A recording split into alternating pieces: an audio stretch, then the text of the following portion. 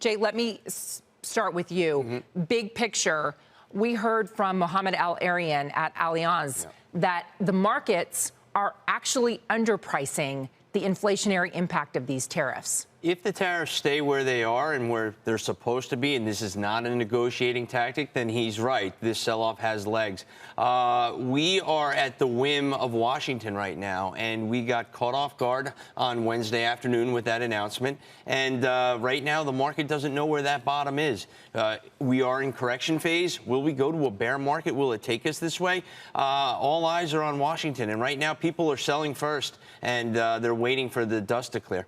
Seema, the volatility index, the VIX, up more than 30% yesterday. How do you look at the markets today, heading into the weekend and next week, and try to position for the rough roller coaster that's in store?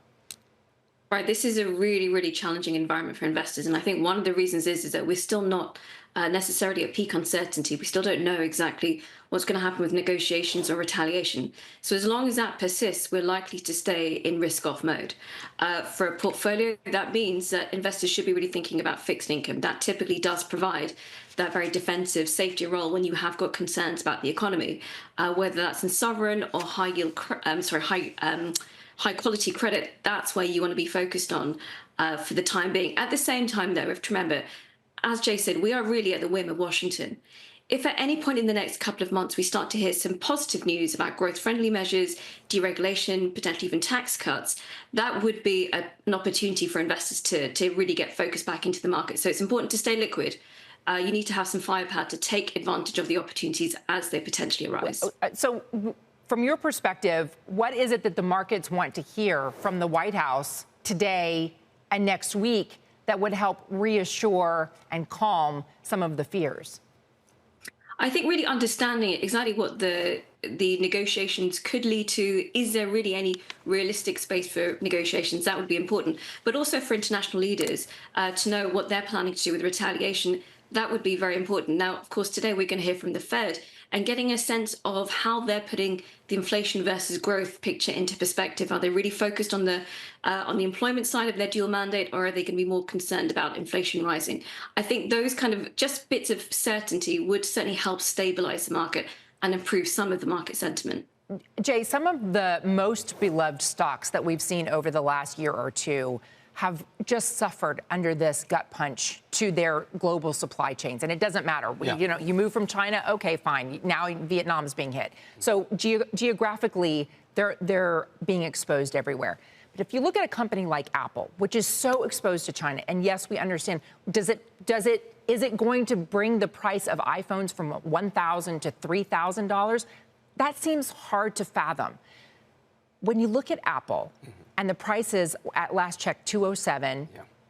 But last year, April, the price was $164. Yeah.